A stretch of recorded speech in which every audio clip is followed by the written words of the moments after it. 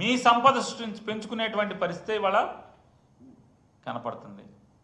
ఎన్నికలకు ముందు చంద్రబాబు నాయుడు గారి సంపద ఏం పెరగలేదు. ఇవాళ చూస్తే అపారంగా ఆయన సంపద పెరిగిపోయే పరిస్థితి. మీ పార్టీ ఆఫీసుల్లో ఆకాశాన్ని అంటే బిల్డింగులు కట్టే పరిస్థితి ఎన్నికలు అయిపోయిన తర్వాత. ఎన్నికల ముందేమో కిస్తీలు కట్టాక డబ్బులు ఉండవు, ఎన్నికలు అయిపోయిన తర్వాత ఏమో మీరు లఘుశంక తీర్చుకోవాలన్నా కూడా స్పెషల్ ఫ్లైట్లలో విమానాల్లో తిరుగుతున్నటువంటి పరిస్థితి. సెక్రటరియట్ నుంచి గన్నవరానికి విమానం, గన్నవరానికి హెలికాప్టర్, గన్నవరం ఎయిర్పోర్ట్ నుంచి ఇంటి దగ్గరికి హెలికాప్టర్, రాజమండ్రికి ప్రత్యేక విమానం, రాజమండ్రి నుంచి పిఠాపురానికి హెలికాప్టర్, పిఠాపురం నుంచి వైజాగ్కి హెలికాప్టర్, ఇక్కడి నుంచి తిరుపతికి స్పెషల్ ఫ్లైటు, తిరుపతి నుంచి కడప వెళ్ళాలంటే హెలికాప్టర్. ఈ హెలికాప్టరు విమానం, ప్రత్యేక విమానం జనంలో కలిసి వెళ్ళే పరిస్థితి లేదు.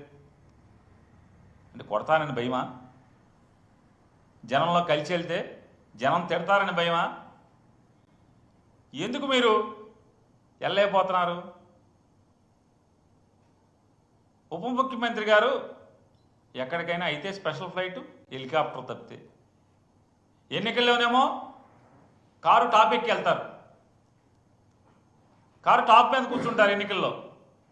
ఇప్పుడేమో కనపడకుండా విమానాల్లో ఇంకో పక్క ప్యాసింజర్ కూడా ఉండకుండా మీరు ఒక్కళ్ళే విమానంలో వెళ్తారు, హెలికాప్టర్లో దిగుతారు. అంటే అదేమన్నా పోనీ మీ సొంత సొమ్ములా? కాదు కదా. ఇదంతా కూడా రాష్ట్ర ప్రజల పన్ను కట్టిన డబ్బుల్లోంచే మీరు ముగ్గురు, చంద్రబాబు నాయుడు గారు కానీ, లోకేష్ నాయుడు గారు కానీ, లేదా పవన్ కళ్యాణ్ గారు కానీ, ఇలా ముగ్గురు తిరిగేటువంటి ప్రత్యేక హెలికాప్టర్లు కానీ లేదా ప్రత్యేక విమానాలు కానీ, ఆఖరికి వీళ్ళ కుటుంబం దగ్గరికి వెళ్ళాలన్నా కూడా ప్రత్యేక విమానమే. చెప్పండి, బయటికి పెట్టండి. ఆ డబ్బులు ఎక్కడి, ఎవరు కడుతున్నారు? వారం వారం హైదరాబాద్ వెళ్తున్నారు కదా తండ్రి కొడుకులు ఇద్దరు. వారం వారం హైదరాబాద్ వెళ్ళే డబ్బులే విమానాలకు ఎవరు డబ్బులు కడుతున్నారు? శుక్రవారం కొడుకేమో ఇటు నుంచి హైదరాబాద్ వెళ్తాడు ప్రత్యేక విమానంలో, తండ్రి శనివారం నాడు హైదరాబాద్ వెళ్తాడు ప్రత్యేక విమానంలో. ఇద్దరు కలిసి ఒక విమానంలో రావచ్చు కదా, చెరొక విమానంలో సోమవారం ఇక్కడికి వస్తారు. ఎవరు కడుతున్నారు డబ్బులు? ఎక్కడికి వెళ్ళినా మీరు ప్రత్యేక విమానంలో తిరుగుతున్నారు కదా. హైదరాబాద్ మీరు మీ కుటుంబం దగ్గరికి, భార్యా పిల్లల దగ్గరికి వెళ్తాకి రాష్ట్ర ప్రజలకు ఏం సంబంధం? డబ్బులు కడతాకి చెప్పండి, మీరు లెక్కలు చెప్పండి. ఎన్నిసార్లు వారిని నేను డిమాండ్ చేస్తున్నాను. పవన్ కళ్యాణ్ గారు లేదా లోకేష్ నాయుడు గారు, చంద్రబాబు నాయుడు గారు, మీరు ముగ్గురు కలిసి ఒక్క సంవత్సరం, ఇంకా సంవత్సరం అవ్వలేదు, జూన్ 8 12 మీరు ప్రమాణ స్వీకారం చేసినట్టున్నారు. జూన్ మాసంలో